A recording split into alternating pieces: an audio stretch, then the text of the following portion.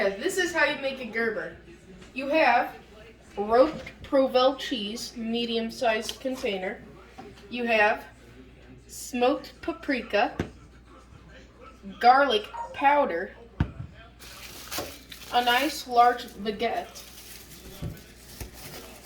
shaved ham, and grade AA butter.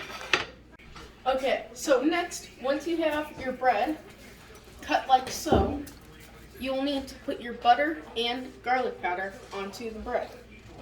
So first what you will need to do is take your butter.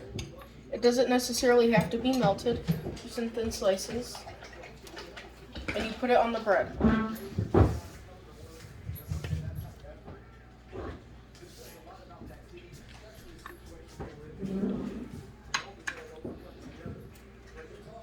Don't really need to spread it or anything. It just needs to be nice and spaced out on top of the bread.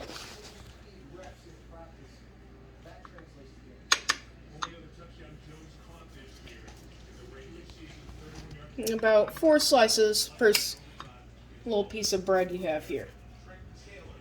Next, you will have your garlic powder.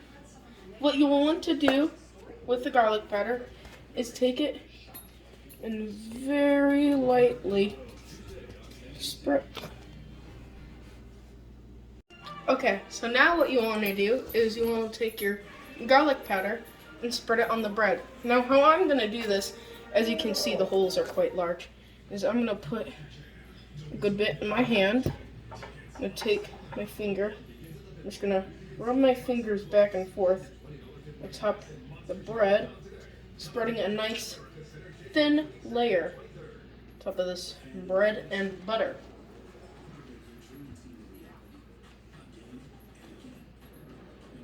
Just do this like so for every piece. And I'll come back to you when we are finished. Okay, so now what you want to do is take your nice shaved ham. It must be shaved, otherwise you'll get the wrong consistency. You'll just take a single slice of your shaved ham and just drop it on. You kind of want it to stand up a little bit. Now this, having it stand up like this, will help it bake in the oven, as it'll be a little more raised. You'll do this on your piece of bread until everything is covered.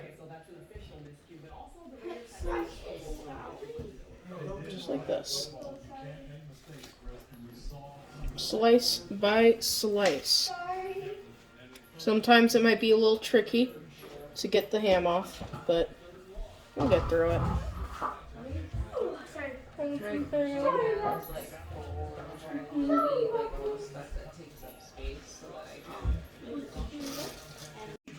Okay, so now as you can see, our bread is nice and meaty.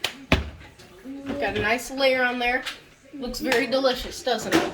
Okay, so you will have your roast Provel cheese. Now, it cannot be sliced or shredded Provel cheese, otherwise it won't melt properly and it'll be really weird. So you take your cheese. Now, the first essential part to your cheese is making sure it isn't poisoned. So you will take one bit of cheese and try it. As you can see, I am not on the ground and having a seizure. I think I am good. So what you will do is you'll take your cheese. Now, this cheese is very, very strong. It's a much stronger cheese. So you don't want to put too much cheese on there, or unless you're a masochist. You'll take your cheese and put it on top of the bread, like so. Don't worry if it gets broken. You can just put a little bit of extra cheese there. Yeah. Okay. Hello. Now that we have our Provel nicely laid out across the bread, what we want to do is add our paprika. Now, using the same technique, if you want to be careful, as the garlic powder, we'll take some paprika,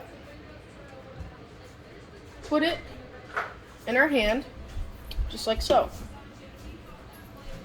And you will sprinkle it on the garlic bread, or Gerber. She deserves it. You know, you can put a little bit extra on if you want, depending on how much you like paprika.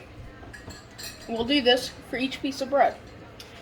And with this, we will preheat the oven for 350 degrees Fahrenheit, and we will cook it until the bread is golden brown and the cheese is melted with a little bit of browning on top of the cheese.